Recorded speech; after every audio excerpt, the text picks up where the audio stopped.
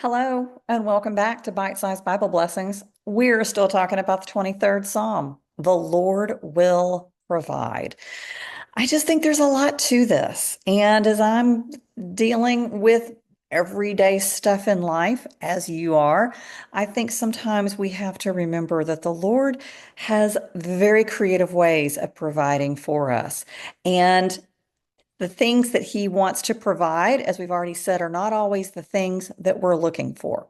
And sometimes what the Lord provides is himself. And I got to tell you, today I sort of got mired in the muck of life and the list of things to do and technicalities and phone calls that have to be made, just the yucky stuff, adulting. Let's just call it what it is. It's adulting.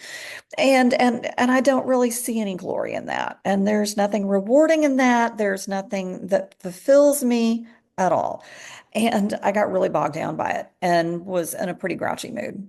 And then tonight I had the privilege of being on a prayer call, and I was reminded that God is always there, even in the muck and the mire.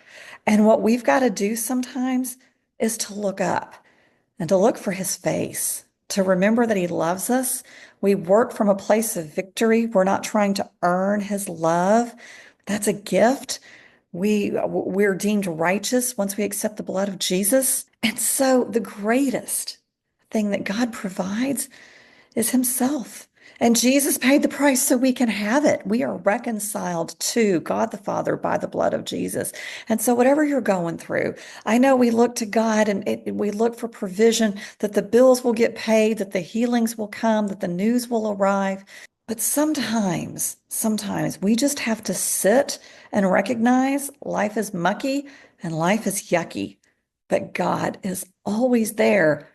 We just need to look up and see his face and remember his goodness. And that someday all these details and all these icky things that we're dealing with that we don't want to deal with, someday they're going to go away. And we'll just get to look at his face forever.